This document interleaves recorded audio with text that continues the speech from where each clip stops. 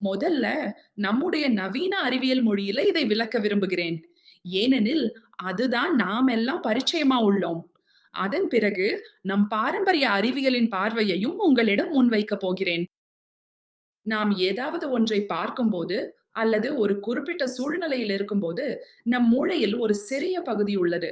அதற்கு ஹிப்போகாம்பஸ் என்று பெயர். அதன் பணி நினைவுகள சேமித்து, பின்னர் அவற்றை மீண்டும் நினைவு கூர்வதாகும்.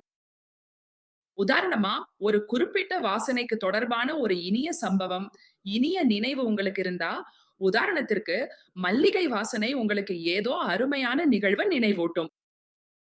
ஒவ்வொரு முறையும் நீங்க மல்லிகை வாசனைய உணரும்போது, உங்க ஹிப்போகாம்பஸ் அந்த இனிய முதல் நினைவ கொண்டு வந்து விடும்.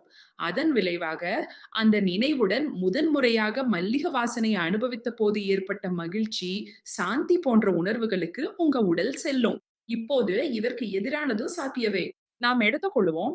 நீங்கள் ஒரு தெருவுல நடக்கிறீங்க. அதில் துரதிர்ஷ்டவசமாக நீங்கள் ஒரு விபத்துல சிக்கினீர்கள்.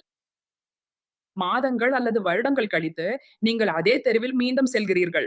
இந்த முறையில் உங்களுக்கு எந்த விபத்தும் நடக்கவில்லை. ஆனால் உங்கள் நினைவு, நீங்கள் அனுபவித்த அந்த வலி, அந்த உதவியற்ற உணர்வு ஆகியவற்றை நினைவூட்டும்.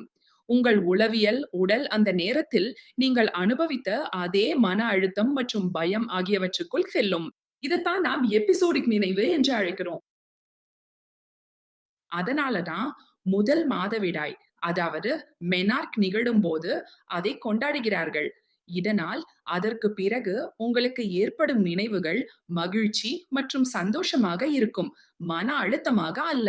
எல்லோரும் நவீன மருத்துவமும் கூட மன அழுத்தம் என்பது மாதவிடாய் பிரச்சனைகளுக்கான முக்கிய காரணங்களில் ஒன்றாகும் என்பதை அறிவார்கள்.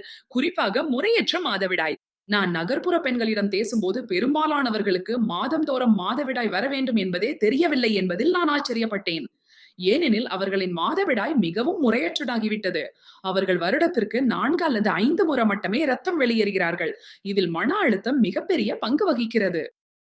அதனால மெனார் கொண்டாட்டத்தின் எளிய அம்சம், அது ஒரு நாளுக்காக மட்டுமல்ல, நினைவில் வையுங்கள். பல சமுதாயங்களில் அது 9 நாட்கள் வரை நடைபெறும். சில சமுதாயங்களில் 16 நாட்கள் வரை கொண்டாடப்படுகிறது. அதாவது 16 நாட்கள் முழுவதும் அந்த பெண்ணின் மனதில் இது ஒரு நேர்மறையான நிகழ்வு என்று பதிய செய்கிறார்கள். இதற்காக மகிழ்ச்சியாக என்ன? நீங்கள் மாதவிடாய் பெறுகிறீர்கள் என்பதால் நாங்கள் உங்களை சிறப்பானவராக நினைக்கிறோம். மெனார்க் கொண்டாட்டம் என்ற இந்த செயல்முறைய உருவாக்குவதற்கு எவ்வளவு சிந்தனையும், கவனமும் செலுத்தப்பட்டிருக்கு.